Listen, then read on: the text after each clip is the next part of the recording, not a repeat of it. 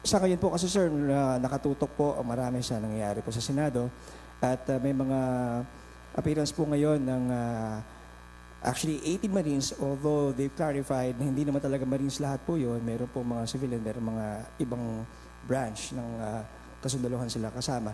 But we'd like to ask you sir, ano po ba yung pinaka-update na po ng investigation ng NBI with regards to them? Kasi nagpunta po sila rito, wala pa po kayo, but they gave their statements at doon po sa kanilang mga binigay ng mga pahayag ay meron pong ilang mga pinirmahan, pero meron din pong hindi po pinirmahan. Meron na po bang pinaka-update po ang NBI regarding po dito sa investigation po, kakahinggil po sa 18 Marines? Napaka-sakto ng tanong ni John Consulta. Well, totoo yan, no?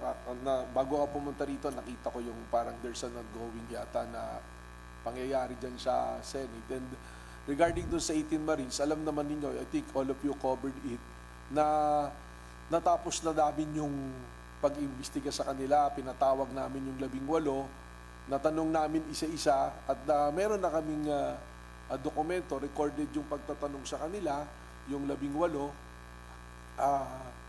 doon sa 18, pinirmahan yung kanilang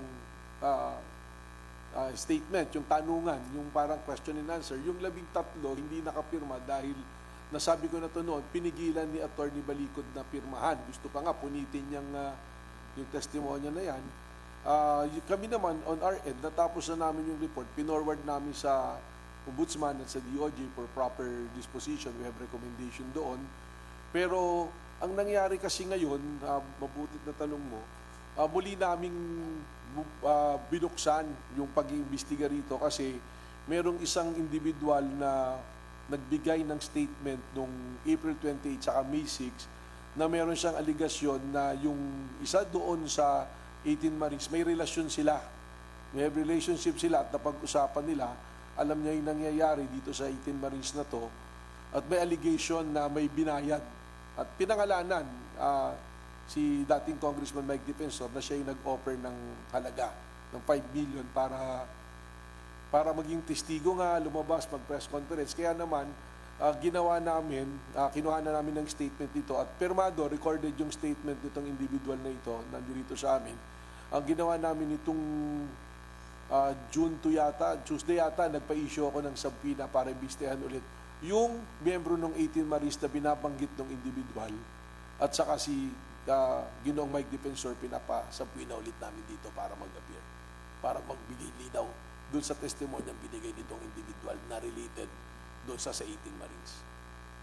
Doon po sa alok na pera, paano po yung dynamics po nun? Paano po in-offer? In what way po sila babayaran? Well, may statement siya na parang initially parang 700,000 tapos parang in tranches babayaran siya. Yun nga yung gusto naming linawin. Bukod sa gusto naming malaman kung totoo talaga yung statement nitong individual na to, gusto naming linawin kung ano yung mga pangyayari talaga dito. Will you be in liberty sir to divulge kung ano po yung relasyon niya doon sa member ng 18 Marines sa po na yun? Gano'n po siya ka-credible sa inyo pong tingin?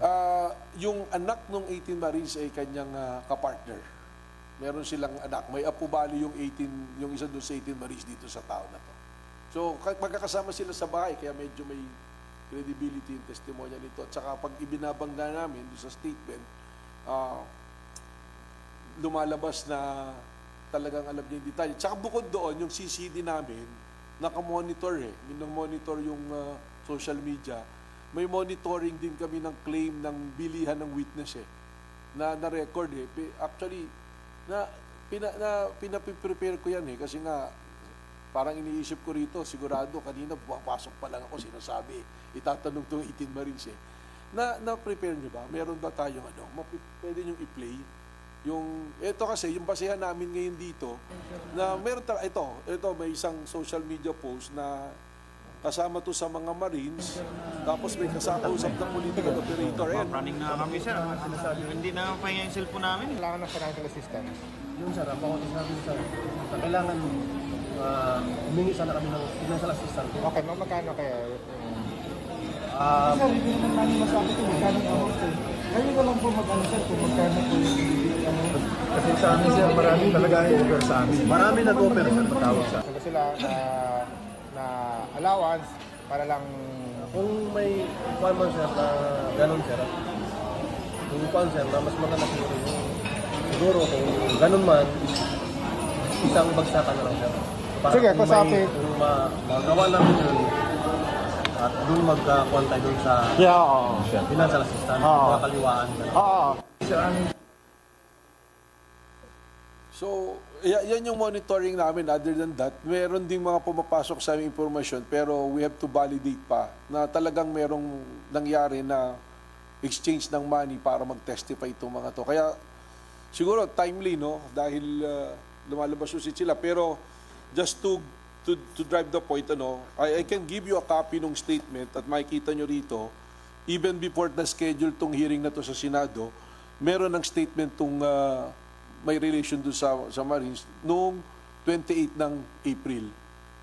Rito to. Hindi namin to nilalabas noon dahil pinapalalim pa namin yung investigation. At bumalik pa siya para magkaroon ng statement ulit noong May 6. And this one, Jerome, pwede ba natin itong ibigay sa lahat? I-redact nyo lang yung mga pangalan. And ito nga, yung subpoena noong June 2, we issued it to Mike Defensor and doon sa tao. I-redact nyo rin lang kung ano doon sa tao kasi para hindi mo na mabanggit. So yun, that's the update dyan sa 18 Marines. Thank you, sir.